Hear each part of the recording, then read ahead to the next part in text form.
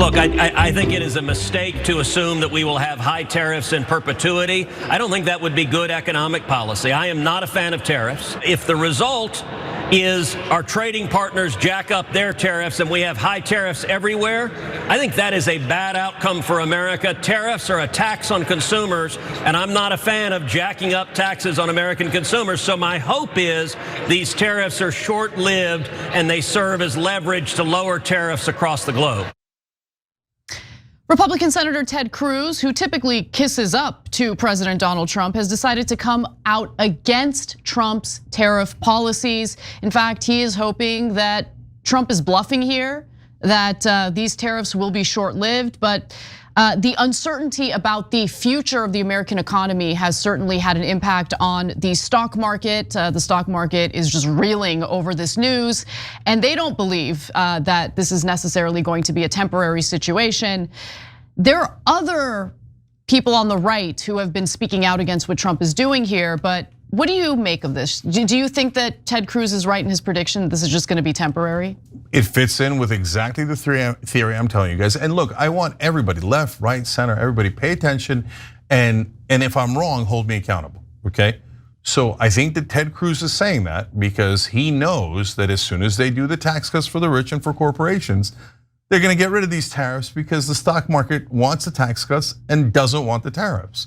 And the stock market and the donor class always gets what they want, 100% of the time. Do you think that Trump is implementing these tariffs in the short term to cause some pain among American consumers, and then they're gonna be desperate for those tax cuts as well? Because right now, Donald Trump's tax plan is not polling well, it's not popular, because Americans aren't dumb. They know that it's mostly a big gift to the rich and corporations. Do you think that he's maybe inflicting some pain on ordinary American consumers to drum up support for his tax plan? Yeah, maybe. That's a really interesting theory I hadn't thought of, right? And so you might get a twofer there. Oh, don't worry, the tariffs are gonna magically raise $6 trillion so we can give away $6 trillion to the rich. Also, boy, you could really use a tax cut now after I punished the living crap out of you by raising prices so much. That's an interesting theory. And there's a third thing here. As we talked about earlier in the show, Trump actually believes in tariffs. He does. But in a comical way, right? Like he thinks they're magic, that we can get rid of the income tax, that it'll create trillions of dollars. So I think he thinks it's a threefer, a word I think I just made up, where he thinks, oh no, it'll work, right? He's the only one who thinks it'll work. Plus the other two things, which is why the rest of his team are doing it, and he's also doing it. So I think those are all reasons why he's doing this. God, I feel there's chaos. I feel internal chaos right now, right? Because I feel like there's finally an opportunity to implement smart tariffs that could be beneficial. Sure, tariffs are always gonna have some short-term pain, I acknowledge that. But this was an opportunity to implement targeted, smart tariffs that actually in the long run are beneficial to American workers. And I'm just angry because I feel like an opportunity is being wasted here. Actually, real quick on that, and then I'm gonna tie later Wisconsin and Florida election results to this story. Yeah, it's part of why you're seeing the Republican rebellion. But Anna, if you care about tariffs and doing it right, and you're a real populist, whether you're on the left or the right, and you think that it could help our manufacturing base if we targeted it right and executed it right, this is gonna do enormous damage. We'll never talk of tariffs again. After the short-term pain this causes, and after they pull it, and you don't get any of the long-term benefits because they pulled it, nobody will ever talk of tariffs again. So if you were in that camp is about to be lit on fire. Because guys, look, understand this, okay? There's a reason why most of the jobs in the American economy are service sector jobs. And that's because we have outsourced all of our manufacturing jobs, or most of our manufacturing jobs.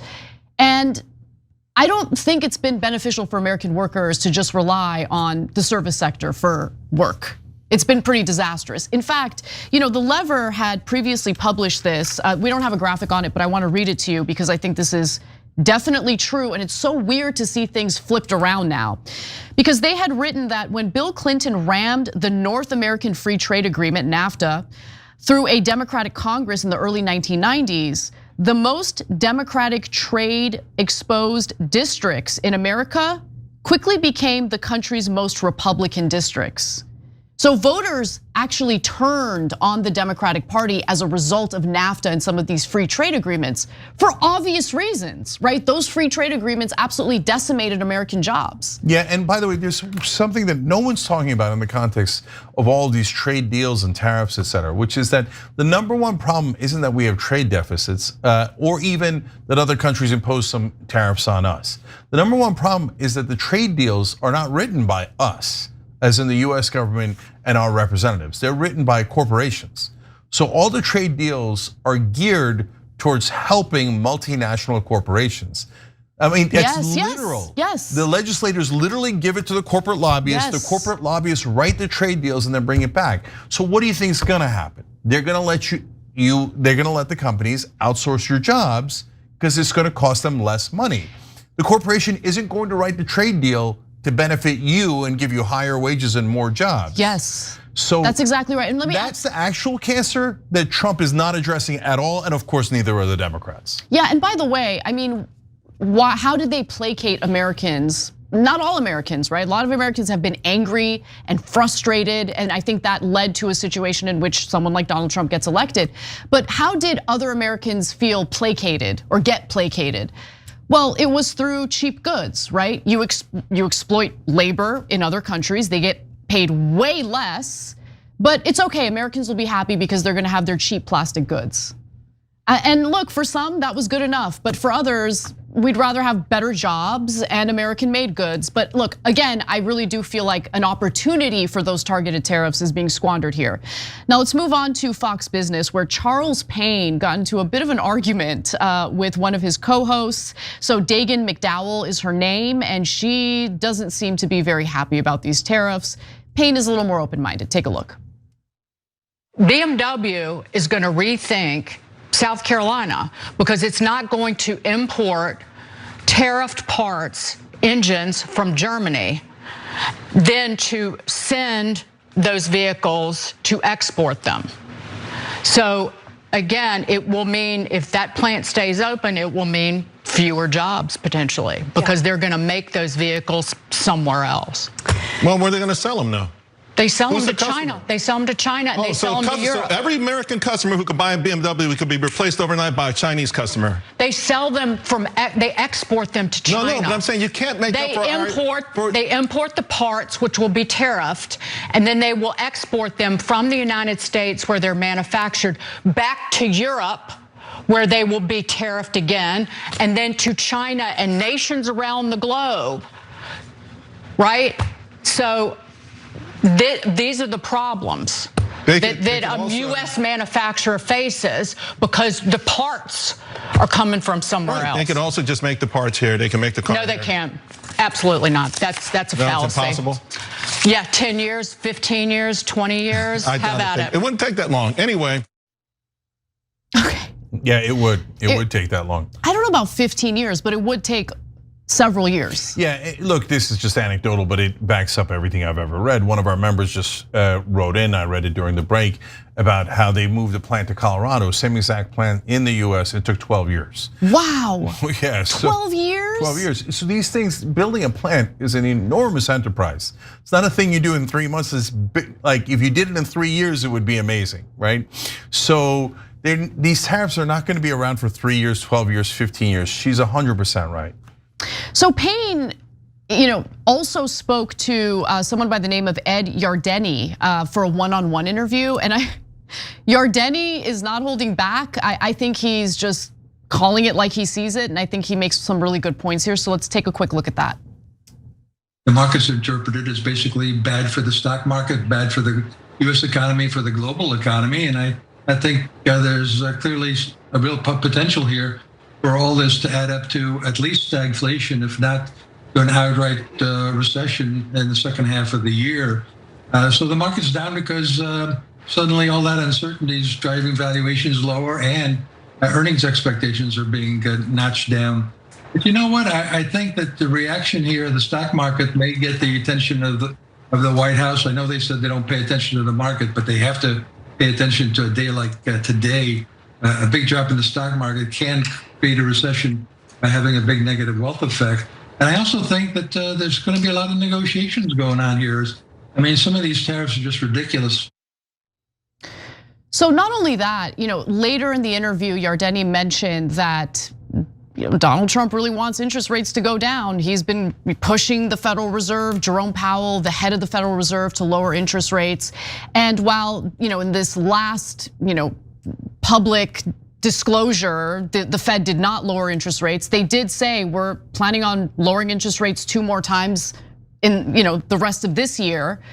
Now it seems unlikely that that would happen, because how are you gonna lower interest rates when there are inflationary pressures brought forth as a result of Donald Trump's tariffs? Yeah, you're not, yeah. So there's a whole host of problems here. But first, I wanna address the stock market issue. Yeah. So some people, as in almost all of mainstream media normally, say that if the stock market goes down, that's bad for our economy. That's not necessarily true at all. And they say, it's bad for the average American, the stock market goes down. Well, it depends. And now I think some of the Trump fans are making the opposite mistake. They're like, oh yeah, we stuck it to the stock market and we stuck it to Wall Street, so it's good for the average American. No, not necessarily, it depends, right? So what does it depend on? So if we stuck it to the stock market because we decided that American government is going to negotiate drug prices, so the drug prices come down, and we're closer to actual free market rather than this crazy, monopoly, corporate cronyism advantage that big pharma has because they purchased our government, right? Well, it's true the stock market would go down because you would have the drug companies have reduced earnings. But those reduced earnings were just profit taking off of us, right? The US taxpayers and the US citizens and consumers. So with that stock market going down would be a good thing in regards to that particular thing. And you can't negotiate drug prices and not have those companies' stock price go down. They will go down and they should go down. Yes. They're artificially inflated by basically robbing us. So on the other hand, if you do tariffs like this and people go, all right, well now the price of aluminum is higher, price of steel is higher, price of everything is higher, right? Well, that gets calculated in because then you won't make as much profit. That means your company's not worth as much and hence your market cap goes down. So then that happens to enough companies, the stock market goes down. That is not helpful, because all you're doing is devaluing those companies. You're not getting any benefit out of it. Also, it's hurting your pensions, the 401ks, etc. So please, guys, there is no easy answer for stock market good up or down, good or bad. No, you have to look at the actual policy and see if it helps the average American or hurts it. That's exactly right. And you give a specific example. There is no specificity here. I mean, a 10% baseline tariff on all imports to the United States. And then you have that tricky pizzicky math that the Trump administration did to slap on much higher tariffs on specific countries with no rhyme or reason. But people like Charlie Kirk feel that there is rhyme and there is reason, and he's about to defend Trump in this next clip. Take a look. It's necessary. We have been on borrowed time. We have been on borrowed future promises.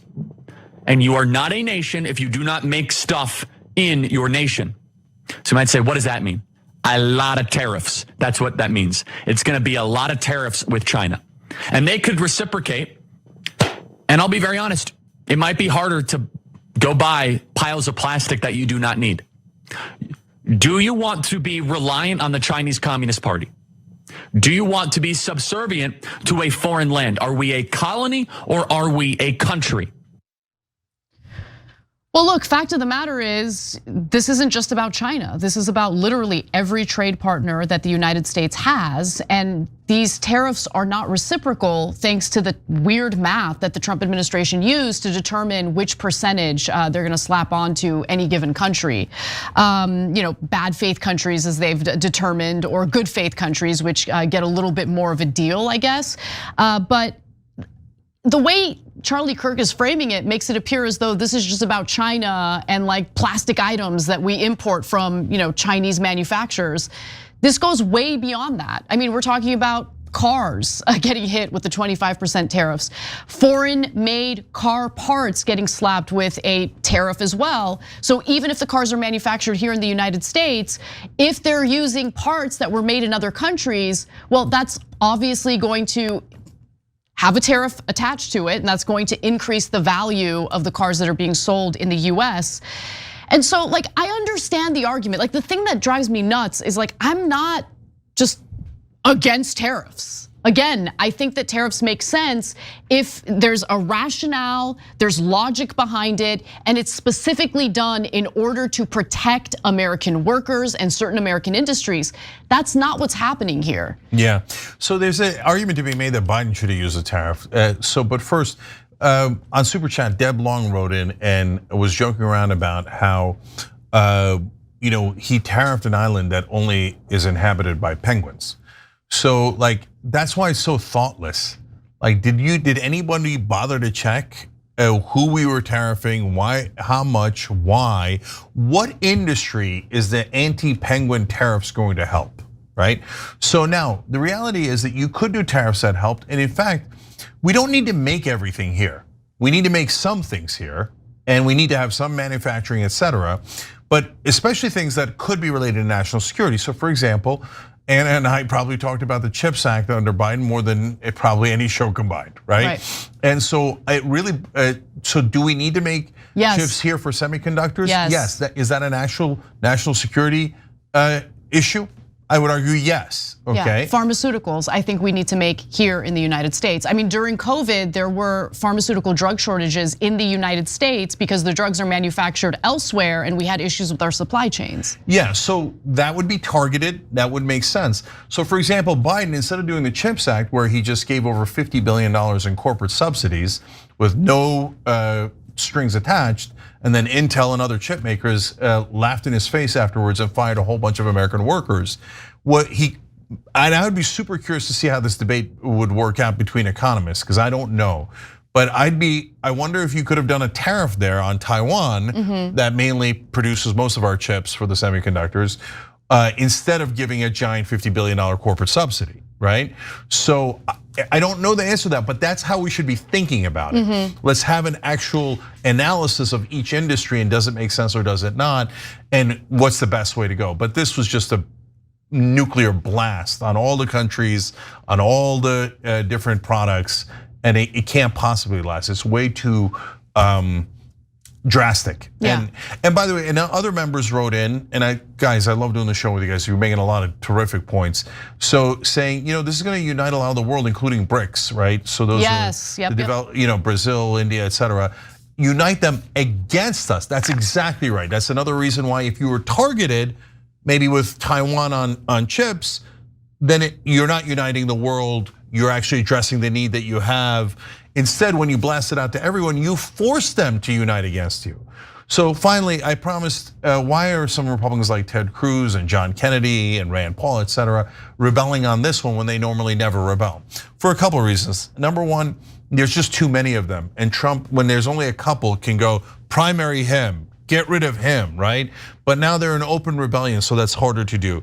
Second of all of their corporate donors are saying that they hate this. So Ted Cruz reports to his donors even more than he reports to Trump, so that's part of it.